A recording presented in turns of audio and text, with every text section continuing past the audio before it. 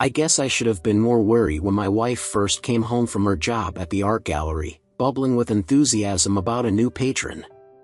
But after 17 years of a worry-free relationship, trusting someone completely makes you inclined to assume the best. Unfortunately, my instinct about Daniel Garcia was quite mistaken. My wife, Sarah, and I first crossed paths at a small university in the Midwest 18 years ago. We began dating 17 years ago and tied the knot 16 years ago. Our family expanded with the birth of our daughter 14 years ago and our son 12 years ago. I work as a computer programmer for a government agency, earning a respectable but not extraordinary salary. This income was adequate for Sarah to stay home with the kids while they were young. 2 years ago, with the children older, Sarah chose to rejoin the workforce. She landed a part-time job at a high-end art gallery in town, working 30 hours a week. This position was ideal for her, given her background as an art major in college. The gallery's clientele was more affluent than we are, and being in a large Midwestern city meant there was no shortage of wealthy patrons to keep the gallery bustling. Sarah's role allowed her to interact with these prosperous individuals, giving her a glimpse of their lifestyle before coming back to our more modest life. Occasionally, I joined her at gallery events, tagging along as her plus one. It was a thrilling experience, rubbing shoulders with executives, politicians, attorneys, and bank presidents, far from the typical company of a computer geek like me. From time to time, Sarah would come home buzzing with stories of meeting some celebrity or influential person. Our kids and I would watch as she seemed to float through the house, temporarily lifted by her brush with glamour. Eventually, she crashed back down to the reality of our life. Unfortunately, Sarah didn't handle this transition gracefully. The kids would often retreat to their rooms, leaving me to absorb the brunt of her snarky comments about our life for the rest of the evening. Most of the time, I managed to take it in stride. When it started to wear on me, I'd escape to the garage and tinker with my car. In recent weeks, Sarah had been endlessly talking about a new patron of the gallery, a hotshot real estate prodigy named James Smith. This 28-year-old millionaire had recently moved into a lavish new home and was seeking art to match his upscale lifestyle. Sarah seemed genuinely impressed by him, although she noted that he appeared quite taken with himself. She frequently mentioned how handsome and well put together he was and often talked about his various physical pursuits like bicycling and rock climbing. Sarah's enthusiasm about a new patron was unusual, so I didn't think much of it. I let her go on about him for the next couple of weeks. Eventually, as I expected, her excitement waned, and I didn't hear another word about James Smith until I met him at the gallery's Christmas gala just a few weeks before the holiday. I must admit, he was an impressive sight. Standing about 6 feet tall and weighing around 190 pounds, he looked solid in an expensive Armani suit. His blonde hair, blue eyes, and striking good looks even caught my somewhat skeptical eye. I hadn't been quite prepared for that. Our conversation lasted about 30 seconds as Sarah introduced us, but even in that brief time, I noticed him eyeing my wife from head to toe, much like a predator assessing its prey. Sarah was stunning that night in a blue tailored skirt and jacket with just a hint of cleavage peeking from her white blouse. However, his look was more of a leer than simple admiration. Sarah seemed too preoccupied with the gala to notice, but I certainly did. As Sarah went off to mingle, I headed to the bar. I poured myself a shot of Jack Daniels over ice and soon found David Brown, the husband of one of Sarah's coworkers. We had met before and got along well, often bonding over our shared interests in sports and cars. David and I chatted for a bit before I did some mingling myself. About an hour later, I noticed Sarah in a small group of people with James Smith practically draped over her. I decided to intervene. I grabbed a usual drink, a whiskey, from the bar and walked up to them, introducing myself. I handed Sarah her glass of wine. Then, subtly but firmly, I removed James' hand from Sarah's right hip, where it had settled from around her back. he just smirked at me as he retracted his hand. I stayed with the group for a few minutes, and soon Sarah moved on to mingle with more guests while I went in a different direction, ensuring that James wasn't following her. I continued to mingle, expecting to see Sarah circulating among her coworkers. However, after an hour, I realized I hadn't seen her anywhere. I took a quick look around and noticed that James was also missing. Alarm bells went off in my head, so I made it a priority to find Sarah. Not finding her in the gallery, I stepped outside and circled the building. I saw clusters of people in the parking lot, seemingly preparing to leave, but still no sign of Sarah. Then I noticed a black Jaguar XJ with a couple sitting rather intimately in the back seat. The car was running, and they were seated closely together. Trusting my instincts, I assumed it was Sarah and James. I walked up to the car and opened the door next to the woman. Both occupants jumped at the intrusion, and while I couldn't be sure if they were kissing, they were certainly close to it. "Time to go, dear, now," I said in the firmest, most polite tone I could muster. "We were just," Sarah stammered as James offered me a smirk. "I don't care." "It's time to leave," I reiterated, my voice barely above a whisper. "Really, Daniel, you have to come in and hear the sound system," James chimed in. "It's absolutely crystal clear." Soft concert music played from the car stereo, but it was obvious neither of them was paying attention to the music. "Another time, James." "We really must be going," I replied noncommittally. I helped Sarah out of the car, and we began walking toward my Ford F-150. "Wait, I can't leave yet. The party's got another 2 hours. I'm supposed to stay and help host," Sarah protested urgently. "If your boss has an issue, he can call me directly," I said sharply. "What were you thinking?" "We were really just listening to his car's sound system." "It's incredible," she insisted, the awe still evident in her voice. "Ah," I replied dryly, unimpressed. Despite Sarah's claims, a coolness lingered between us for a couple of weeks. Eventually, I let it go, and things returned to normal. So it caught me off guard when, a few months later, Sarah announced she had accepted an invitation to James's lake cottage for the 4th of July weekend.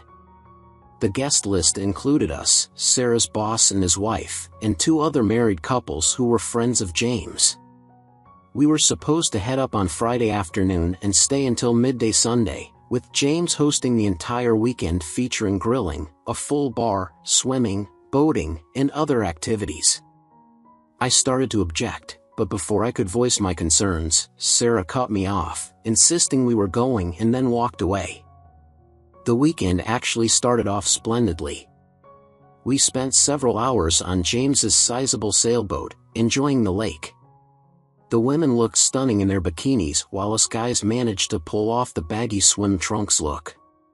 To be honest, James probably had the best physique among us, though thankfully he didn't seem to be any better endowed than the rest of us. Sarah, despite being the second oldest of the 5 women, was arguably the most striking in her black bikini, which accentuated her 36T bust and shapely figure without being overly revealing.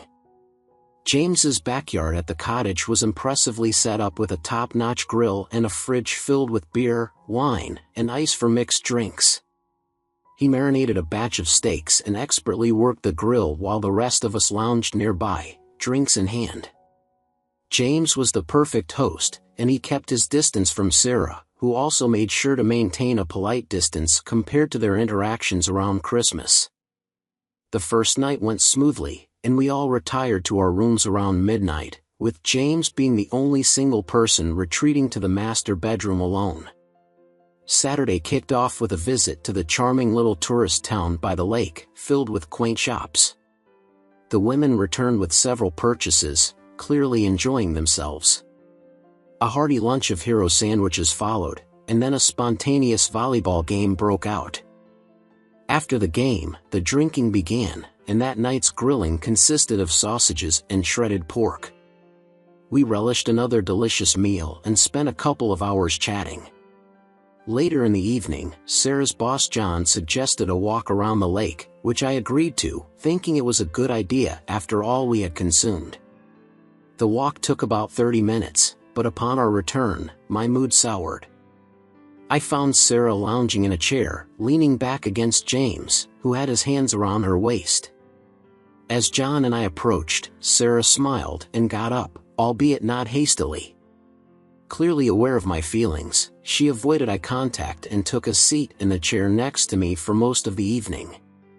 Despite her apparent attempts to feign innocence, I caught Sarah and James exchanging furtive glances throughout the night, believing they went unnoticed.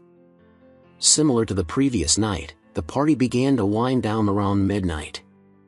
The other three couples made their way to their respective bedrooms, but Sarah quietly asked me to join her in the kitchen. For the first time all evening, she looked me directly in the eyes and declared, "James has asked me to sleep in his bed tonight, and I've accepted his offer." I must have blacked out or something. I couldn't believe what I was hearing. Sarah had just told me she was going to spend the night with James. I stared at her in disbelief, unsure if I had understood correctly. "This isn't about love," she explained. "I've been completely faithful to you for 17 years, and you're the only man I love. But tonight, I want to be with James. He excites me, and I need to know what it feels like to be with a different man. After tonight, I promise I'll return to being your devoted wife for the rest of our lives, but I believe you owe me this one night." I stood there stunned and speechless, trying to process her words. My wife was telling me she wanted to sleep with another man because she felt she deserved it, and I owed her that. "Over my dead body, are you going to sleep with him?" I finally managed to say. "This isn't up for negotiation, Daniel," she replied firmly. "Accept it for what it is. Tonight, I am his. Tomorrow and for the rest of my life, I'll be yours." "Don't be so sure about that, babe," I responded angrily. "Remember, there are consequences to every action." "God damn it, Daniel," she hissed. "You have to see everything so black and white. It's just one night, for God's sake. One night and done. You're going to ruin everything for everyone. Just one night. We never anticipated you being so intractable. I probably should have just kept my mouth shut and gone behind your back, but I was terrified that if you found out, it would definitely be the end of us, so I figured if you knew and let me go, it wouldn't be cheating." With that, she spun on her heel and walked away. As I emerged from the kitchen and moved into the living room, I saw Sarah take James' hand and lead him towards the master bedroom. My vision blurred, likely from the tears welling up in my eyes. I made my way to the indoor bar and poured myself a shot of Jack Daniels. It took me about 5 minutes to finish, and when I did, I quietly approached the master bedroom door.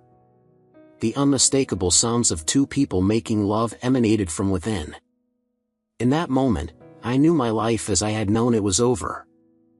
I downed several more shots of Jack, desperately trying to figure out my next move. My initial impulse was to leave and initiate divorce immediately, but the thought of being away from my kids for most of the time was unbearable. I couldn't see how that decision would benefit either me or them. Yet the reality of my wife being in another man's bed at that very moment was something I couldn't just accept. For a fleeting moment, I even contemplated burning the house down, but sanity prevailed. At some point, I must have passed out because when I checked my watch, it was 3 a.m., and the entire house was eerily quiet. I stumbled into the bedroom that Sarah and I had been assigned. The bed was still neatly made since it hadn't been slept in, just as I expected. I collapsed on top of the bedspread and attempted to sleep, though it was restless. By 7:30 a.m., I dragged myself out of bed, took a quick shower, and brushed my teeth before heading to the kitchen. The other three couples were already up, enjoying a breakfast of bacon and eggs. Emily, the wife of Sarah's boss John, seemed to be the chief cook and offered me a plate as the others mumbled their good mornings. The sideways glances and pitying looks made it clear that everyone knew what had happened. My face burned with humiliation, knowing I was the center of their unspoken pity. "It's okay, Daniel. We've all seen this before," Emily said sympathetically as the others nodded in agreement. "James has done this 3 or 4 other times. He's an alpha male. When he sees something he wants, he goes after it. It's just the way he's wired." "I also think he enjoys the humiliation aspect of it," John added, "but I don't think it's personal. It's just his nature." "So, what happened to those other couples he's done this to?" I asked. "Well, as far as I know, they are all still married," Emily replied. "It's kind of silly to break up a marriage of many years over one night if you think about it, especially when there are kids involved." Ashley, one of the other wives, chimed in. "You mean he specifically targets married women with children so that the kids can be used as leverage for the affair?" I asked incredulously. "It kind of looks that way," chimed in Christopher, Ashley's husband. "But honestly, he's a great guy aside from that one quirk. I've known him since college, and once you're his friend, you've got a friend for life. So I can overlook that flaw. Plus, it doesn't seem to harm the couples in the long run. For instance, James helped his last affair and her husband get a fantastic deal on a condo in North Carolina. Now he even stays with them when he's in the area." Just then, we heard moaning coming from the master bedroom. It was Sarah, and the sounds made it clear that her night with James had extended into the morning. Everyone at the table turned red with embarrassment while I felt a cold fury rising within me. "Why don't we finish breakfast on the deck?" Emily suggested. Sarah and James joined us on the deck about 30 minutes later, both looking freshly showered and quite pleased with themselves. I had to admit, Sarah was positively glowing and didn't seem the least bit ashamed of the situation. Carrying a plate of breakfast, she came over to the chaise where I was sitting and perched on the edge while I moved my feet to make room for her. Her back faced me, and I noticed the pink hue of her skin above her tank top. There was also a noticeable bite mark on her right shoulder, just under the strap of her tank and bra. She acknowledged me with just a nod, and I saw no reason to break the silence. "So, what are everyone's plans for this afternoon?" James asked in a convivial, host-like manner. "I think we need to get back and spend some time with the kids this afternoon," I said, addressing Sarah. "Don't use we," I added. She hesitated for a moment, and I could tell from the subtle movement of her hair that she was rolling her eyes at me, one of those instinctive cues you pick up after being together for so long.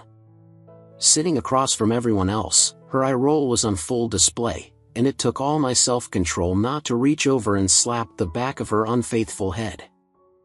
"I was hoping we could stay a bit longer and maybe go sailing again, dear," she said flatly. "Nope. We need to get back. You finish your breakfast, I'll load the car. Wheels moving in 10 minutes, I said as I headed inside.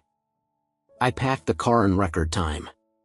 When I returned to the deck, Sarah was just finishing her breakfast. I grabbed her by the wrist, gave a quick wave, said a hurried goodbye to everyone, and practically dragged Sarah to the car. I didn't need to look at anyone's face to gauge their thoughts. I already knew because I was thinking the same thing. With the exception of the radio playing softly, the drive was shrouded in silence for the first 45 minutes. Sarah mostly stared out the passenger window, likely avoiding eye contact to prevent interruption. She must have sensed that meeting my gaze would spark the inevitable confrontation. Finally, I couldn't hold it in any longer. "Was it worth it?" I hissed, half-spoken. She remained still for a moment before taking a deep breath and turning toward me. Yes, it was wonderful," she cooed, a distant look in her eyes. That was not the response I expected. I wasn't sure what to expect, maybe some stammering, partial truth, a lot of backpedaling, or perhaps an apology, but certainly not the blunt, unvarnished truth. Her expression confirmed it, she wasn't lying. 17 years, 2 kids, everything we've built together, undone in one night. I asked, and she turned further toward me, her face a mix of sadness and resignation. "That's up to you, Daniel," she replied. "I promised this was a one-time thing, and now I'll be as faithful as I was before last night. It was an incredible night, and now it's over. But if you can lose your love for me that quickly and are willing to break up our family, then do what you need to do. Just remember, I'll get the kids, and I'll make sure they know you ruined our family." I was stunned into silence. Not even an apology, and she was prepared to pin the breakdown of our family on me. She and James must have orchestrated this perfectly. I had never seen this Sarah before, and I certainly didn't like it. So I can assume then that this morning's activity with James was a calculated move meant to humiliate me? I asked. Not entirely. He wanted one more time before I resumed being the faithful wife to my husband and was willing to play by my rules. We stopped at the in-laws to pick up the kids. For Sarah, it was as if nothing had changed. Despite my good relationship with her parents, Matthew and Jessica, I could barely face them. It felt like they somehow knew Sarah had betrayed me, and I was engulfed in shame and humiliation. I wanted to scream the truth about their daughter but knew this wasn't the time or place. Sarah sported a bemused look the entire time we were there, clearly enjoying my discomfort and relishing the upper hand. This was definitely not the way to make amends, I thought. Later, Sarah got into bed after I did. I was facing away from her when she climbed in and spooned behind me. I felt her hand begin to caress my body. After she tried to bring me to arousal twice, I turned to face her and slowly shook my head. "Not happening tonight," I said. "There's nothing you can do to get me out for you. You'll just have to be satisfied with what James gave you last night and this morning." For the first time since Saturday night, Sarah showed weakness. She looked hurt and shocked by my refusal of her advances, one of the very few times this had ever happened between us. "But don't you want to reclaim me?" she asked. "For years, Ralph James says it's almost an automatic response for men in situations like this," she said, her voice tinged with incredulity. "Oh, did he now? So not only is he's a real estate genius, but he's also a therapist. Well, he should have warned you that some men don't see what you did as a challenge, some of us see it as a complete betrayal." Sarah's eyes widened in shock. In our 17 years together, I had never spoken to her this way, and I had certainly never cursed at her before. She withdrew her hand as I rolled onto my back and pretended to sleep. I could hear her quietly crying, but I didn't care. I scheduled an appointment with a reputable divorce attorney for the following week. The meeting, to say the least, did not go well. Joshua Martinez had to explain to me twice that my options were limited to essentially giving up half my assets and partial custody of my kids or sticking it out for their sake and still giving up half my assets if we divorced once they were of age. We've all seen parents who live for their children and then find themselves with nothing in common once the kids leave home, leading to divorce. That was the scenario my attorney laid out: be a super parent for the next 6 years, then divorce Sarah as soon as the kids were no longer a concern. At least in my case, I didn't have to worry about Sarah running around, as she kept her promise. So that's what I did. If my kids were involved in an activity, I usually took the lead and made sure Sarah was involved too. There was no reason I should be the only one enduring the ST Club fundraiser or working on a 4-H woodworking project. We became the parents everyone admired but also pitied. On the physical side, I didn't touch Sarah sexually for 6 months. Eventually, she told me that if I didn't fulfill my husbandly duties, she would have to look elsewhere. Ever since I was on the brink myself, I rationalized that I could be with Sarah in the same physical way she had been with James, and no other way. After all, she was still a beautiful woman.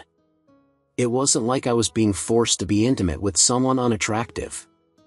Our first night back in the saddle wasn't pretty, but it set the tone for the next few years.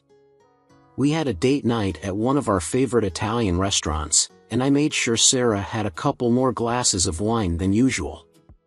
She was a bit more randy than normal, and when I suggested we head to bed while the kids were engrossed in a movie, she didn't hesitate. Like two horny teenagers, we stripped down quickly. After a brief kiss, I pushed her onto the bed.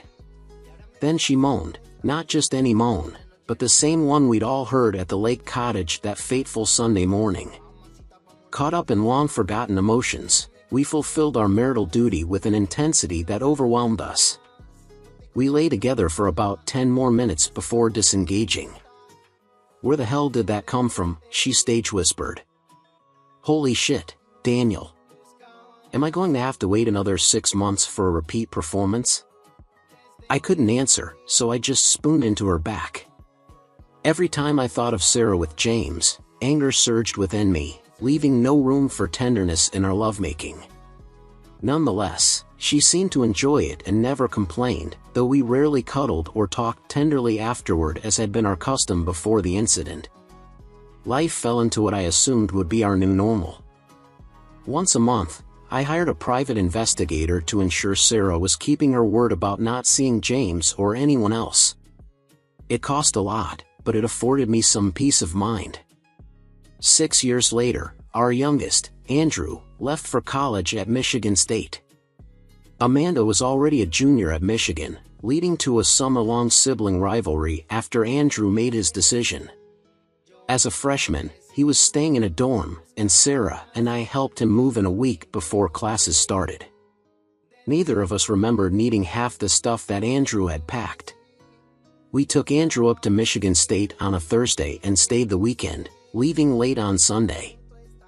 Exactly 30 days later, on a Tuesday afternoon, I conference called both kids and, in a calm and quiet manner, informed them that I was divorcing their mother because she had cheated on me several years ago.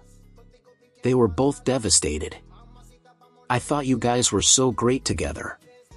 How could this happen?" Amanda almost shouted into the phone. "I thought we were great together too," I replied, "but your mother cheated on me with James Smith 6 years ago during a 4th of July weekend with several other couples. She told me up front that she planned to do it so she wouldn't be sneaking around. She promised to remain faithful afterward. She didn't see it as cheating, but I did. I warned her there would be consequences if she went through with it. Apparently, she and James had planned it out, and she threatened that if I left, she'd get half of our assets and turn you both against me. I couldn't risk losing you too, so I endured it until you both came of age." Andrew was the first to respond. "I'll be damned. Did she give you any reason for pulling this?" "Not really," I said. "She just knew I would cave in to avoid losing you too, and to a point, she was right." "Dad, is she still seeing anyone?" Amanda asked. "Not as far as I can tell," I replied. "I've had a private investigator trailing her 1 week a month since then, and it seems she's kept her promise." "Then why can't you forgive her, Dad?" Andrew asked tentatively. "You've been married for what, 22 years? And she only did it once." "Once was more than enough," I said, struggling to keep my anger in check. "What kind of love did she show me when she spent the night in another man's bed? What kind of respect did she have for me when he went out the next morning and we could all hear it? Sorry, kids, I just don't have it in my heart to forgive her. I stayed with her to keep the family together. I love you both. Thanks for holding it together for us," Amanda responded. "Does she already know?" Andrew asked. "She will know in a few minutes. She's being served at 4 o'clock at her office." "Old, dead, bad move," Amanda said. "In front of her boss and coworkers? She'll be crushed and humiliated," she added. "Please don't do this to her, Dad. It's too late, baby. Besides, I planned it this way on purpose. Her boss and his wife are among the people at the lake house when this happens. If you think I wasn't humiliated enough already, imagine how I felt the next morning when your mother started moaning with James. I just wanted to disappear. So yes, I want her to feel that same sting of humiliation. While I don't agree with this, Dad, I guess I understand it, Amanda replied. I'm with you, Dad. I've got your back completely, Andrew added. At 4:07, my cell rang. Yes? I answered. I'm on my way home now, you bastard. When I get there, I'm going to kick your balls all the way to next week, Sarah shrieked into the phone.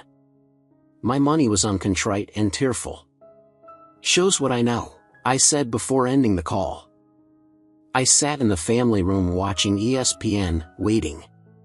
When I heard the garage door go up, I turned off the TV and stood up, ready to defend myself if needed.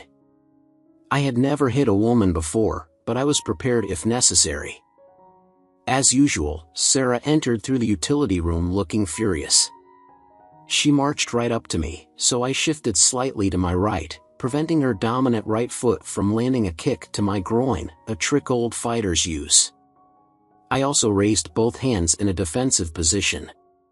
She stopped, appeared to size me up as if trying to figure out how to hit me, and then crumbled onto the sofa in tears. I thought we were good. I really thought we were good, she said. You never mentioned divorce all these years. You assumed we were good just because you were, I replied calmly. But I kept my promise to you. I haven't slept with anyone since that night with James at the lake. I wasn't planning to ever betray you again. You did keep that promise, but you broke a vow you made to me 16 years earlier when you did it. I warned you not to go through with it, but you threatened to take the kids away from me. I couldn't stand by and let that happen. And you had me served at the gallery in front of John and all my coworkers. Could you be any crueler? She asked. Having John there completed the search. Will you start it at the lake house 6 years ago? As for cruelty, that Sunday morning was the most humiliating moment of my life. Revenge felt justified, Sarah continued sobbing, but I could see a glimmer of recognition in her eyes. 6 years ago, you told me sleeping with James was worth it, that it was wonderful. Do you still feel that way now? But I've kept my promise. Since then, I have been completely faithful for over 6 years. She whined, so what's the expiry date on a promise from you? I fired back, if your vow meant nothing after 16 years, is your promise only good for, say, 8 years? Daniel, I am truly sorry that one incident is leading to divorce, but I confessed it to you. I didn't cheat. Yes, you did, I insisted. Just because you told me about it beforehand instead of sneaking around doesn't make it right. We didn't discuss it, you decided it with him. We didn't agree to it, you and he did. You broke your vow to me. You're sorry about the divorce it's causing, but you're not sorry about the act itself. You've never been sorry about the act. I didn't give you a hall pass. We didn't agree to some arrangement. You just made a decision and expected me to accept it. You tore my heart out that weekend, Sarah, and on the drive home, you told me it was my problem. That I had to get over it or you'd take the kids away. Does that sound like love to you? Because it sure doesn't to me. She just looked at me, stunned. Sarah hired a good lawyer who convinced a judge that we needed couples counseling. At our first session, the counselor, a young and attractive woman of about 30, asked me why I couldn't get past Sarah cheating on me just one time, especially since she hadn't gone behind my back to sleep with James. I looked at her as if she had two heads and then asked if she had ever been married, noticing she wasn't wearing any rings on her left hand. My marital status has nothing to do with your answer, Mr. Garcia, she replied defensively. That's exactly the wrong answer, I said, standing up to leave. Both women sat motionless as I exited the room. Later that night, I received a call from Matthew and Jessica, Sarah's parents. I dearly loved them. My own parents had passed away several years ago, and I had become even closer to Matthew and Jessica since then. They returned my love wholeheartedly. I knew they'd have to side with their daughter, it's just what parents do. I hadn't spoken to them since Sarah was served with the divorce papers several weeks earlier. Both of them were on the line, on speaker. After exchanging pleasantries, Jessica started the conversation. "Daniel, why do you have to be such a hard-ass about this?" she asked. "Sarah loves you with all her heart and has kept her promise since that incident. Why do you have to be so intractable? What exactly did she tell you about that weekend?" I asked. "Well, honey, she told us that you two talked about her sleeping with some guy for one night and that she promised to be faithful to you forever afterward. She said she told you up front instead of sneaking around because she really loves you and didn't want to lose you." "That's only half the story, Mom. Are you two sitting down?" "Say what you need to say, Daniel." "We're sitting here," her father answered curtly. "We didn't discuss it, she and James did. I was informed. I was told I had no say in the matter, that it was happening whether I liked it or not, and that if I made waves, she'd get the kids and turn them against me. I warned her not to do it, but it didn't make a damn bit of difference. So they had their fun that night, and just to further humiliate me, they had another round the next morning with the rest of us initially sitting in the living room until your daughter got too loud, forcing us to move out to the backyard. I've never felt so humiliated in my life." When we got home, Sarah told me just how wonderful their time had been. Does that sound like a loving wife? Does that sound like someone who truly cares about her husband? It sure doesn't to me. "But you stayed with her for 6 more years?" her father asked. "No, I stayed for my children." "But the love?" "Well, it started dying that night and continued to wither a little more each day. I'll never love her like I once did." I heard Jessica sobbing. "We're sorry, son. We didn't know the full story. Matthew said we should have realized it had to be worse for you to just walk away. Thank you for staying all those years for the kids." With Sarah and her lawyer trying every tactic to delay the divorce, it took about a year. Maybe Sarah thought I would lose the will to fight and just stay married. She should have known that wasn't going to happen. Although I didn't realize it at the time, being an involved parent as my kids grew up kept my standing high in social circles and gave me a glimpse into the personal lives of other parents. I got to know a lot more divorcees in my age group than I would have otherwise, and I used that knowledge to my benefit. When my divorce finally became official, I took day trips, went to restaurants and dance clubs on weekends, and almost always had an entertaining companion.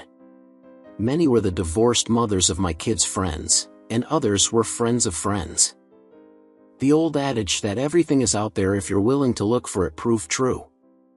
I made love more often and with more partners than I did before I was married. Life wasn't bad if I ignored the hole in my heart that Sarah had left.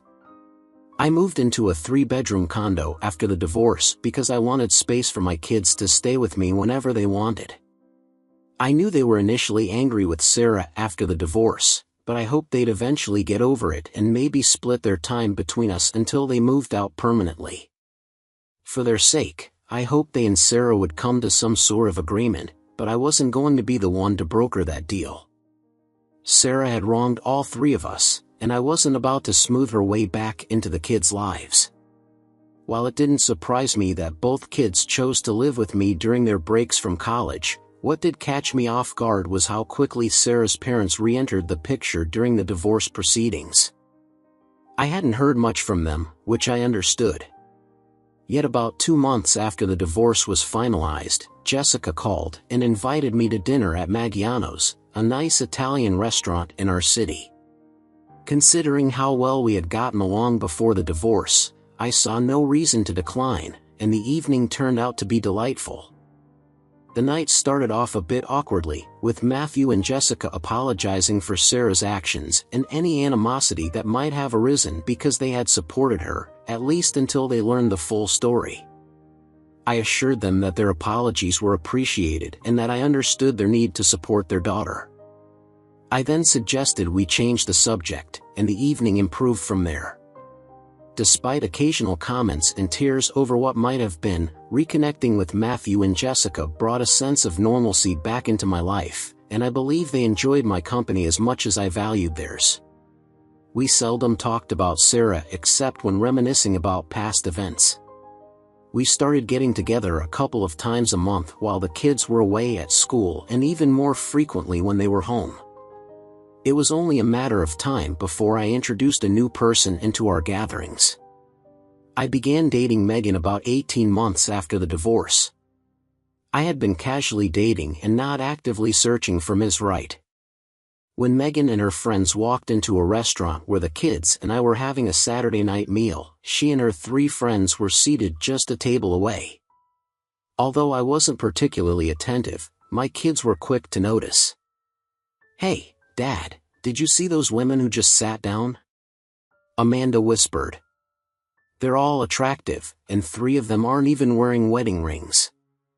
"Amanda, I don't need you playing matchmaker," I replied, a bit exasperated. "Dad, she's right. There's some serious potential at that table," Amanda said. Curiosity got the better of me, and I glanced over. The kids were right. "Well, I'll be damned. Maybe I do need your help," I admitted to Amanda with a grin. After we finished dinner, I handed Amanda the car keys and told the kids I'd find an Uber home.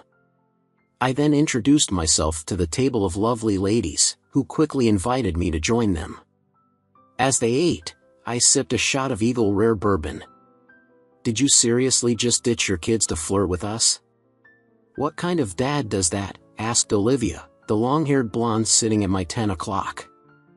"I'm a dad who trusts his kids' good taste when they pointed out that 3 of you weren't wearing wedding rings." I faced 2 options: head home to watch a baseball game and endure endless teasing from my kids, or come over here and have an amazing conversation with 4 lovely women. Plus, they'd always told me that it's just as easy to love a good-looking stepmom as it is an unattractive one. "Wow, that's an interesting approach," the guy commented, pointing at the married brunette at my 2 o'clock. "It's not an approach, just a confident guy with 2 smart, outspoken kids, who I should add, have excellent taste." "So, who's the leader here?" The women burst into laughter, even Samantha, the one I had singled out for that big guy. "You get to tell your story first," she said with a smile. I gave them a condensed version of my life, summarizing my 17-year marriage and subsequent divorce. "Not convincing enough, Romeo."